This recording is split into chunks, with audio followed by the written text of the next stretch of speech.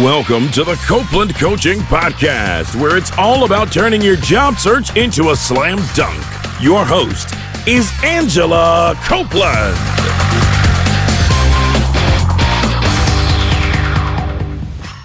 Welcome to the Copeland Coaching Podcast. I'm your host, Angela Copeland. On the phone with me today, I have Martha Gimbel in Washington, D.C. Martha is the research director for the Indeed Hiring Lab.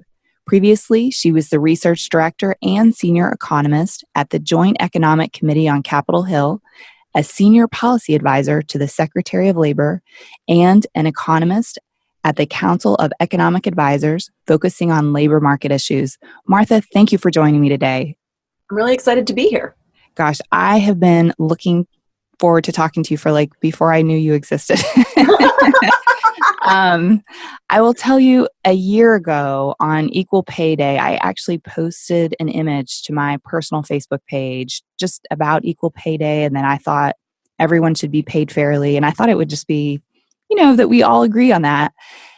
And I'll be honest, I grew up in Oklahoma. I've lived all over the country, so I have friends with all different political views, and I was really surprised because a lot of people jumped in and started arguing that this was not a real issue, that it was like a myth. And so I guess the first thing is, before we go forward, we've just passed Equal Pay Day a few days ago. What is Equal Pay Day exactly? So Equal Pay Day is the day in the year where the typical woman who's been working full-time, full year, because we want to be really careful that we're being precise about what it means, finally makes what the typical man who worked full-time, full year made in the year before. So this year, women had to work an extra 3 months to make what a man made in the previous 12 months. That's a big deal. Yeah, it's a big difference. So the typical woman makes about 19% less than the typical man. That's huge. Well, so, when I think of it, I don't necessarily think of it as a man issue or woman issue. I think of it as kind of a people issue, that people should be paid fairly. But what's your view? Should we all be worried about this, and why?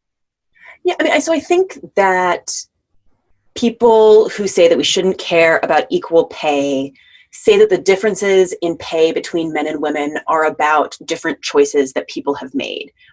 And we can get into why that's a problematic narrative later on. But the point that I want to make is that if we don't have the best people, the most productive people, the people who are most excited about a job in every job being paid to the best of their ability and working to the best of their ability, our economy is going to suffer, and that's not good for any of us. I agree. Totally. I completely agree. Well, you mentioned how big the pay gap is today between men and women. I'm curious, does that vary between different groups of people, or is that sort of consistent across the board? Yeah, so it's bigger for comparing Black women to white men. It's bigger if you compare Hispanic women to white men as well. There are a lot of factors that intersect with the pay gap, like motherhood as well. Any group that is in general more disadvantaged in the labor market is going to be more disadvantaged when it comes to the pay gap as well. That makes a lot of sense. That's very telling. Well, so this week on Equal Pay Day, you released an op-ed that was actually in Business Insider. That was great, where you shared that about 50% of the pay gap is explained, to worker differences. And you kind of alluded to a few of those just now, but, from talking with folks, I get the sense like sometimes people think that this means when we say that 50% is explained, that it sounds like 50% doesn't matter, like that it's like it totally makes sense. And I'm just curious from your perspective, based on your research, do you agree with that? Does it mean that the 50% should be ignored, or what does that 50% mean? No. So about 50% of the pay gap can be explained by differences in the occupations and industries that workers end up in. But decisions about occupation and industry are not made in a vacuum. Workers receive messages about how welcome they are in certain jobs. Women also have to make decisions about jobs that work for their families in a way that men often don't. Women continue to bear the brunt of caregiving responsibilities. And that affects the occupations that women end up in. So after women have children, they are more likely than men to end up in lower paid occupations, in occupations without managerial responsibilities, because they have this double home and work burden. No, that totally makes sense. Yeah. I mean, there's another way to think about all of this, which is, let's think about the TV show Mad Men, right? So first season, Peggy's the secretary, Don's an ad executive. If you look at that office, there was a pretty big pay gap there. That pay gap was entirely explained by the fact that women in that office were secretaries and men in that office were ad executives. Does that mean that we shouldn't worry about the pay gap in that office? Absolutely not. Women were not being presented with the full opportunities that they deserved in the workplace. And so just because workers end up in different jobs doesn't mean that we shouldn't worry about the dynamics that steer them there. I think that makes a lot of sense. And you even mentioned, that we don't necessarily feel, that women don't necessarily feel welcome, or certain groups maybe don't feel always welcome. I mean, when you say that, does the research shed any light on what that means to feel welcome? Yeah, I mean, so it's a range, right? Some of it is about not having a role model. If you're the first woman or the first Black person to be in your office, you may not feel that there's a model for what your success in that office looks like. Some of it can be subtle. NASA just had to cancel a spacewalk because they didn't have enough spacesuits that fit the women for that spacewalk.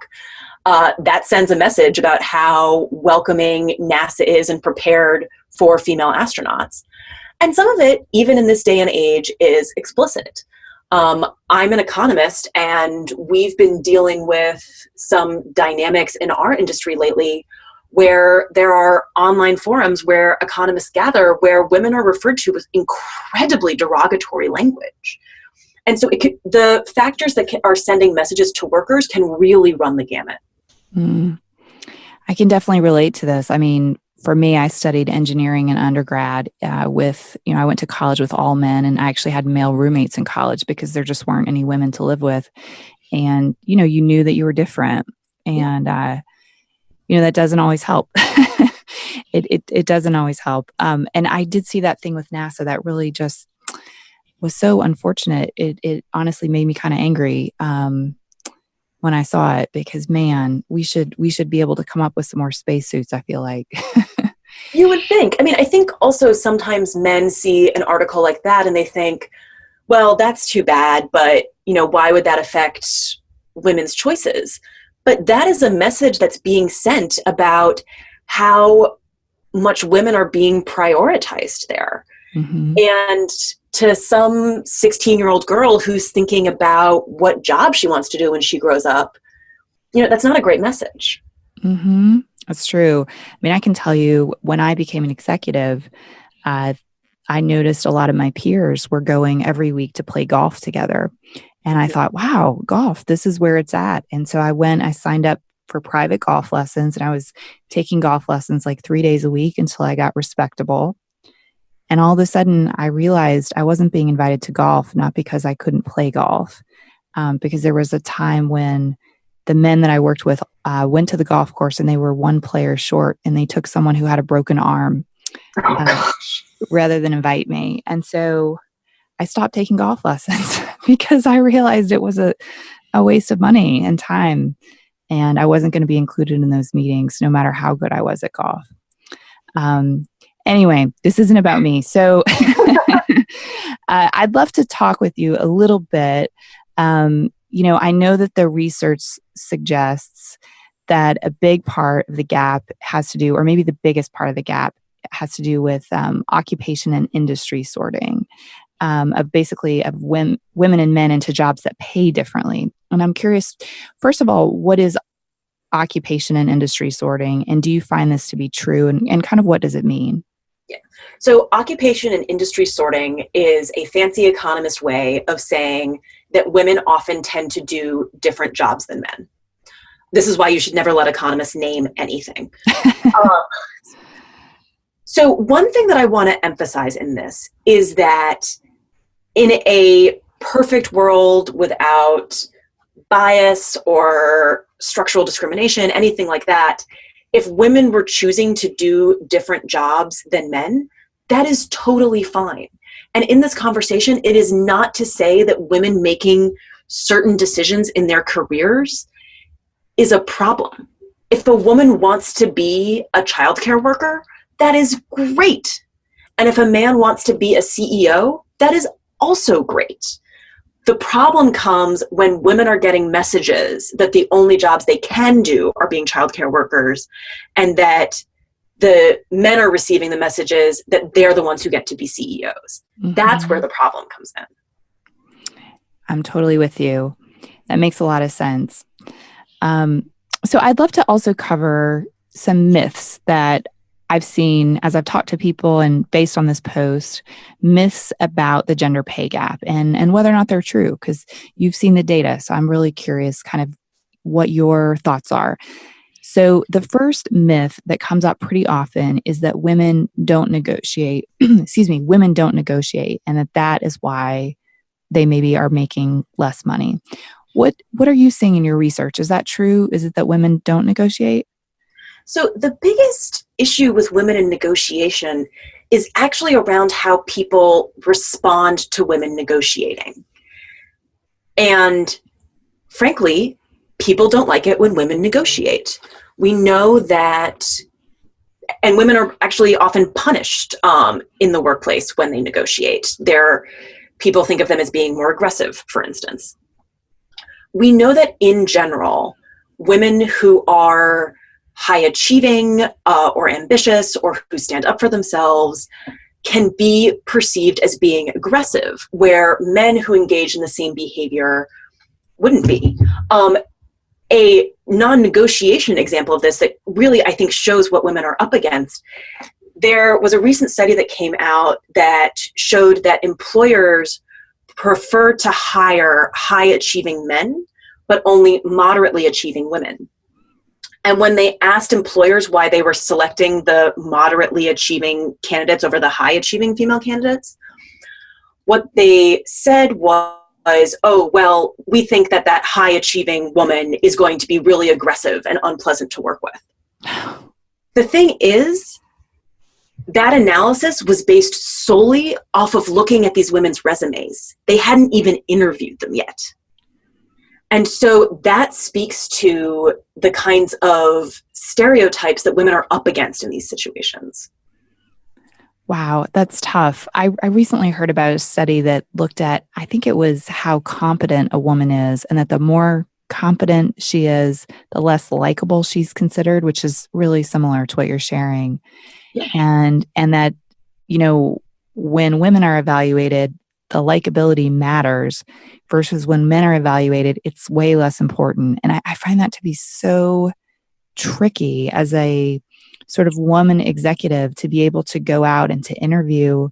It's sort of like how, and this isn't probably not a question for today, but it's like, how do you go out and represent yourself in a way that shares your achievements, shows what you can do, but is still really friendly, but like not too friendly? It's just such a tricky line to walk, I think. I think so many women in the workplace are trying to figure out how to not come across as a pushover, but also not come across as quote unquote aggressive. And I don't think that men in the workplace have to spend as much time thinking about that. I think you're exactly right. I think you're right. I've actually had an email comparison with male friends in the past, and they've looked at my emails where I'm like, dear so-and-so, and really super friendly, perfect punctuation, thank you so much, sincerely, Angela. And their email is like misspelled, super blunt, super direct. It's like not even something they have to think about in the same way. I spend a lot of time inserting smiley faces into emails in an effort to make sure that they don't come across as too aggressive. Right. I know, right? And that's really hard to explain when it's something you're living. Okay. Well, back to the pay gap. So another big myth right, is that women are just not ambitious. That, if we wanted to get a higher level job, we would. We're just not as ambitious as men. What are you seeing in your research? So one interesting thing about the pay gap is that it generally is a lot smaller until women's mid-careers, at which point it starts really taking off. And I think a lot of women listening to this are immediately going, yes, when I start having children.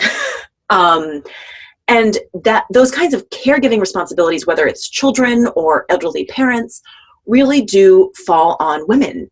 And that affects women's ability to advance if you're functionally doing two jobs. So, as I mentioned earlier, when women have children, they are less likely to be in management occupations than men are. They are less likely to be in these higher paid occupations because they have these burdens that they're balancing. And that doesn't mean that they're not ambitious. It means that they are being constrained in their decisions in a way that men who don't have to bear the same burden of caretaking aren't. Mm-hmm. Mm-hmm. Absolutely. Well, so another myth, right, that comes up actually really often, I hear it all the time, is that women are just not interested in fields that pay more. Like women, we're just not interested in science and math. And, if we were interested in that, we could switch and we'd be paid more. I'm curious, based on what you've seen, how does this kind of stack up to your research? Well, so first of all, I think that a lot of the occupations that pay more, like STEM occupations, like finance, can sometimes not be a welcoming environment for women. And that affects how likely women are going to be to remain in those occupations.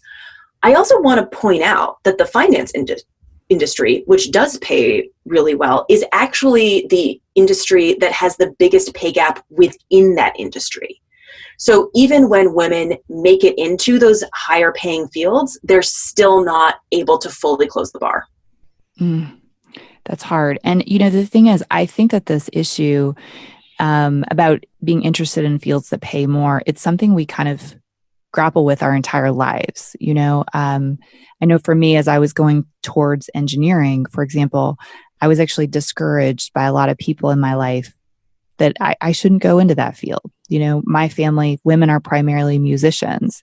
And it was, why can't you do something more like this? And I think, once you're past the age of going to college or even through high school, if you haven't studied the right subjects, it would be hard to go to engineering school. And once you're through college, it's hard to switch to something that involves math and science. So it's kind of a lifelong path, like from my experience anyway. Yeah, people can switch in. There are various on-ramps that are available, but also, if you're a man who doesn't have any experience in, say, coding, but you've gone to a boot camp, you may have an easier time of explaining to employers why they should hire you than a woman who doesn't have any experience who's gone to a boot camp, partly because we know that people tend to hire applicants that they can see themselves in. And in the tech industry, which is very male-dominated in technical roles, the hiring manager is likely to be a man, and so they're going to be more likely to see themselves in that male applicant. Mm-hmm. It's really true. Honestly, I have been asked whether or not I know how to use Excel in job interviews, and it's just really uncomfortable. Like I don't even know what to say. But so the other thing you've mentioned a few times, which I think is really important to note, is parental leave. And, sometimes, especially women, are taking time off when the children are small. And I'm curious from your perspective, like you've kind of mentioned it some, but how does parental leave impact our pay? Yeah. So parental leave and pay is a really interesting and complicated subject. So one, parental leave makes a huge difference in how likely women are to stay in the labor force. The United States has relatively low female labor force participation, and it is pretty generally agreed that the reason for that is that we do not support women and families in the way that other advanced countries do. And that just makes women much more likely to drop out of the labor force. If you're going to be making $40,000 a year and childcare is going to cost $35,000 a year, you may decide that you'd rather stay home. So parental leave can make a huge difference on participation. And if you're staying in the labor force, that means that you're gaining experience, you're moving up the ladder, you're getting those higher paid jobs. However, there's also some interesting discussion that's going on right now about what the right amount of parental leave is.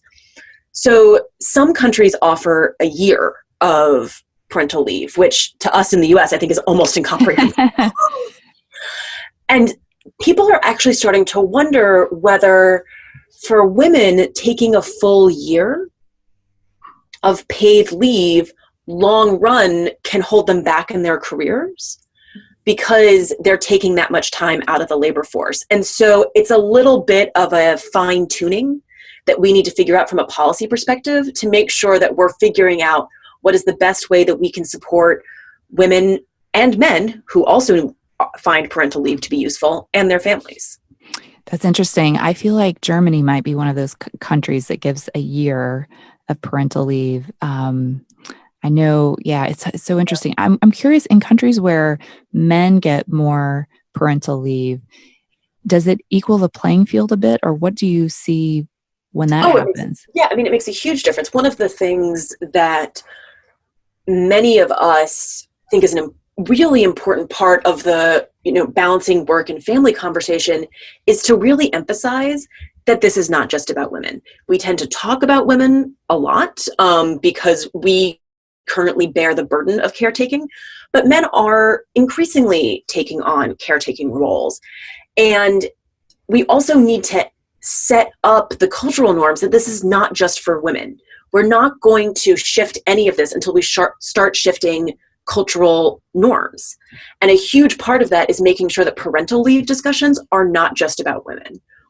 One of my favorite facts is that men in two-earner families are actually now more likely to report work-family conflict than women are. And so this really is an important issue, not only for women, but also for men. Now, why do you think that is, that they're more likely to report work-family conflict? I mean, we don't know. My hypothesis would be that, in the same way that a woman entering an organization may not always have a role model for what being a high-powered businesswoman looks like, a man, given how we traditionally divided up caretaking responsibilities, may not have seen models when he was growing up about what having both a career and caretaking looks like as a man.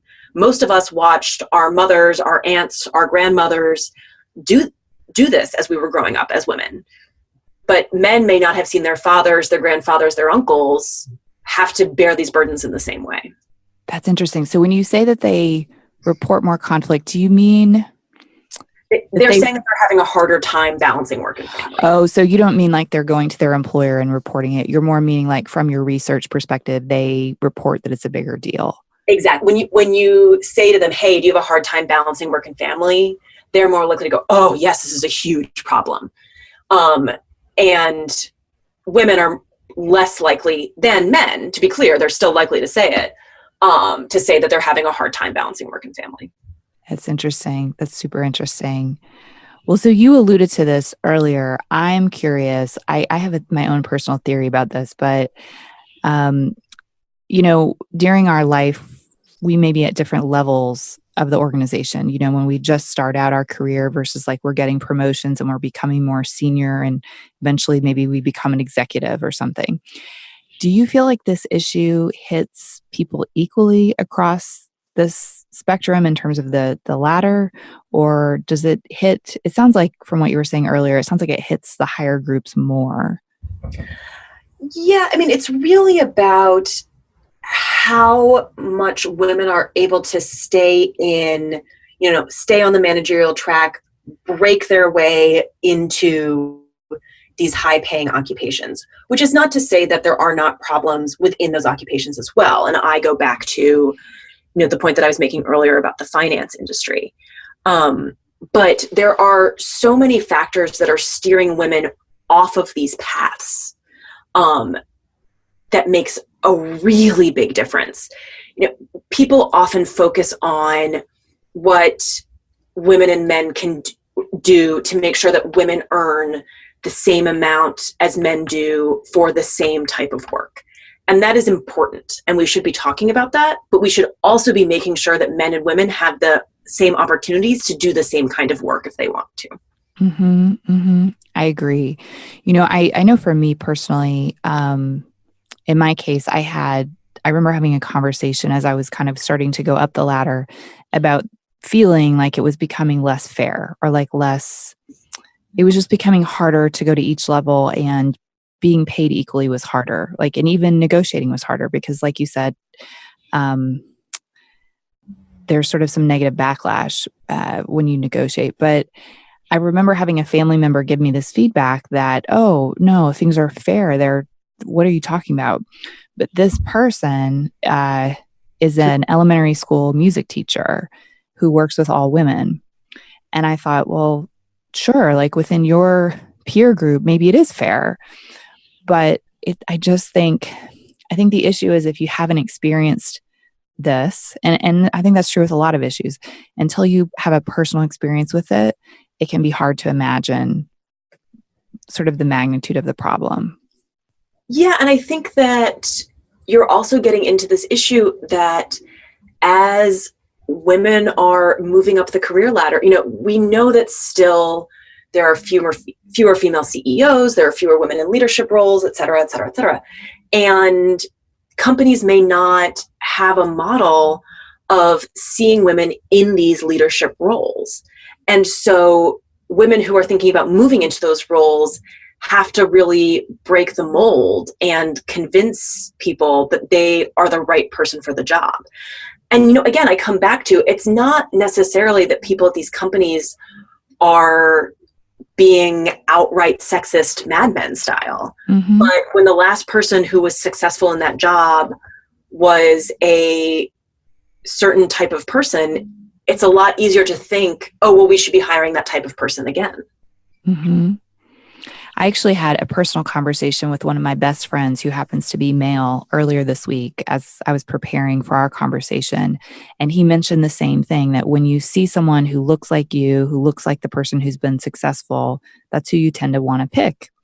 Right. And he mentioned, gosh, I wish there was more education around the fact that people who look different than you might still make the same choices that you would, like the same logical, grounded business decisions, that's maybe a gap in education.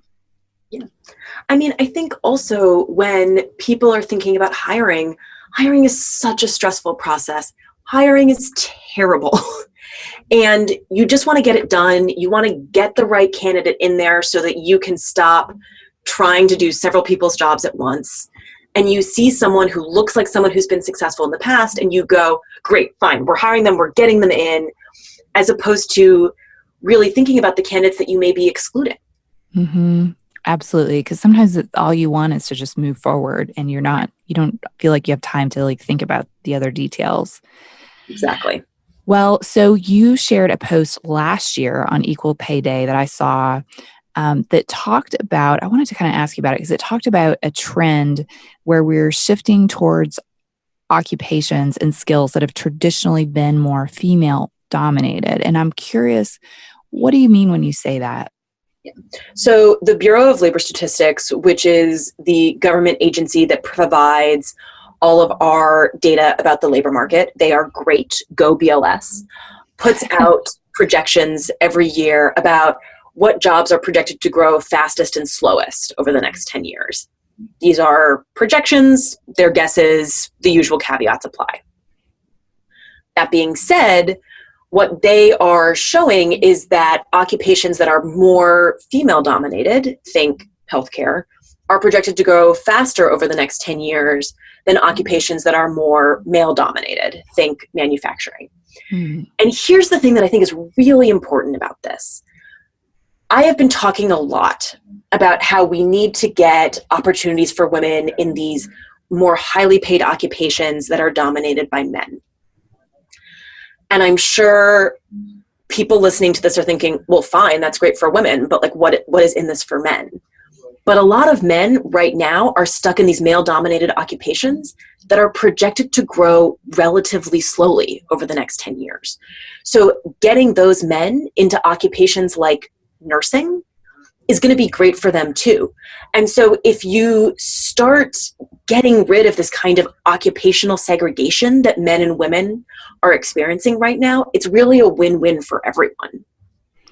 I totally agree. I would love to see that. One really interesting thing on nursing, by the way, that is an occupation that men have been increasingly moving into. And research shows that the reason behind that is because of shifting gender norms. So men basically feel like they don't have to worry about nursing being unmanly anymore. And that speaks to the way that culture can really make a difference in people's job decisions. Oh, it's incredible. That's very hopeful. Yeah. Every once in a while, I say something positive. I know. Well, there's one thing that I am so excited and I just can't stop talking about, which are the new laws that keep employers from asking you, how much do you make while you're in the middle of a job interview? Because, when your future salary is based on a past salary, it's just so tricky. I'm curious, from what you're seeing, do you think these new laws are going to help us to equal the playing field a little bit? So I am an economist, and so any new policy that comes out, my immediate response is, we really need to study this. We need to make sure this is going to work. We need to make sure there are no unintended consequences, et cetera, et cetera. That being said, we have some preliminary papers. And I think that this policy is interesting, this question around banning, asking around salary history. And I'm hopeful that it could make a difference. I still want to see more research before we start thinking about implementing it nationwide, but I think it's really interesting. And one of the great papers in this area, and shout out to John Horton, who's an economist who did this work, looks at the impacts on this policy of not asking about salary history for all workers. And what he found was that when employers couldn't ask about salary history, all the workers benefited. And this gets to a point that I try to keep making, which is that, we talk about how parental leave can help women stay in the labor force and get the kind of experience that allows them to keep moving upwards on the career ladder. But as I said earlier, that helps men too. We talked about getting women into male-dominated occupations, but again, getting men into female-dominated occupations can also help them. And this is one that we talk about just affecting women, but it's probably going to benefit men as well. Mm-hmm. I totally agree with that. I think in terms of these laws, even though it's just a handful of states and cities that are prohibiting this question, what I'm seeing is across the board, it's becoming less politically correct to ask, how much do you currently make? And so companies are starting to ask, how much would you like? Or what is your expectation? Like, the question is changing in a way that I think is really helpful. The other thing folks should consider, if you live in California, the law actually specifies that the company needs to share the pay band with you, but they are only required to share it if you ask for it. Right. And so it actually, I saw an example recently where a recruiter asked the candidate, what's your preferred salary range? And the candidate said, oh, it's a good question. Would you be willing to share your range with me? And the recruiter said, why, yes, this is how much we're paying. Ooh, I love that. Super easy, but they do require that you know the law. So wherever you live, you want to look up what the local laws are just so that you're aware. I mean, you can't come at it in a super straightforward way, but if you play your cards right, it can be really helpful. I also think this is good for employers, right? If you're underpaying workers, eventually they're going to find out and they're going to be pretty cranky. And a cranky worker is not as productive a worker. Mm-hmm. Absolutely. I mean, people leave often not because of like a specific salary that they're making, but when they feel like they're not being treated fairly, it's a big deal, Well, I'm curious, you kind of mentioned it, in terms of paying people fairly, pay transparency is an issue that sometimes comes up. And I'm curious, do you feel like pay transparency is helpful? And I just wonder if there are any policies or anything else that could be put into place that might help us with this issue. I mean, so I do think that pay transparency makes a difference. On a personal note, I used to work on Capitol Hill, and for all workers who work on Capitol Hill, our salaries are public, not just to us, but to the general public. So if you want to Google my name and find out what I made when I was on Capitol Hill, you can absolutely do that. And because I could see what everyone else was making, I could see that I was making less than some men in the office who had the same title that I did. And so I was armed to go into my boss and go, I think you guys might be underpaying me.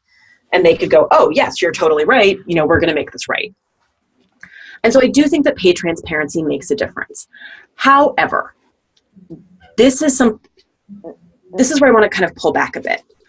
A lot of times that when we talk about the policies that can make a difference on this, we often talk about things that women can do and that can empower women. So for instance, banning salary history is probably going to empower women in negotiations.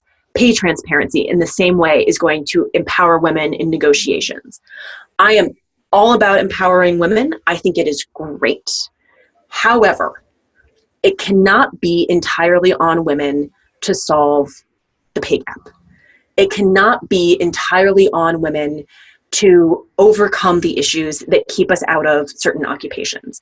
It cannot be on women to overcome the cultural norms that say that we always have to be the caregivers. This is an issue for everyone. It is an issue that companies need to think about how they are supporting women in the workplace. It is an issue that we as a society have to consider about the messages that we are sending women about the kinds of jobs that they are qualified for. And it's an issue that men need to think about how they are interacting with their female colleagues and how they can be actually helpful. I totally agree. I mean, you said that so perfectly. It's an issue for everyone. And it's kind of like when the idea that women don't negotiate comes up, I feel like it's like putting the onus just on the woman, like as if, well, this is what she did wrong, or she picked the wrong job, or she did, and if you think about it, so often the job that we fall into in life, it's sometimes relatively random, and it has to do with a lot of external factors. How much we get paid is sometimes relatively random because many people don't negotiate. I mean, they kind of just take what's given to them. So I think there are a lot of external factors that kind of have to come together, and it's a lot of different moving parts, kind of as you described. Look, and I think it's hard, right? Because, we're badass women. We've got this. We want to think that by just doing the right thing and negotiating more and figuring out what the right salary is, et cetera, that we can solve this problem on our own. And unfortunately, we can't. We can make a difference. And I'm not saying that women shouldn't seize the bull by the horns and drive forward. But I'm saying that we can't totally close the gap without some help. Totally, especially if the decision maker is not a woman, the person who's above you. Well, Sue, in your op-ed that you released this week, you actually mentioned something that really caught my eye. You mentioned that if men make a mistake at work, they're often given a second chance. But if women make a mistake, they aren't given a second chance. Can you share a little bit more with me about what you mean by this? Yeah, I mean, I think this is one of those things that a lot of women, it resonates with us a lot. There are a couple of studies about this. One is that when female surgeons operate on a patient and unfortunately the patient dies, they are then less likely to get patients referred to them, and they're affected in a way that male surgeons aren't.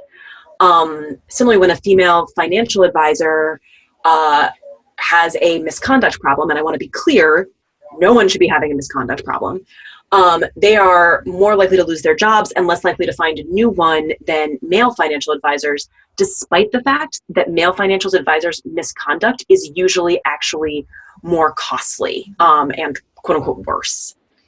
And I do think this speaks to the fact that when we don't expect to see women in certain roles, like financial advisors, physicians, if they screw up, I think in people's brains, unconsciously it can go, oh, well, she wasn't supposed to be here in the first place, so we're going to kind of shunt her to the side. That's really interesting. I mean, that's a really interesting observation. I hadn't really thought about it, but it honestly reminds me a lot of, the interview process. I think, as a woman, it almost feels like you're going to not just a job interview, but it sometimes feels to me like you're going to a pageant.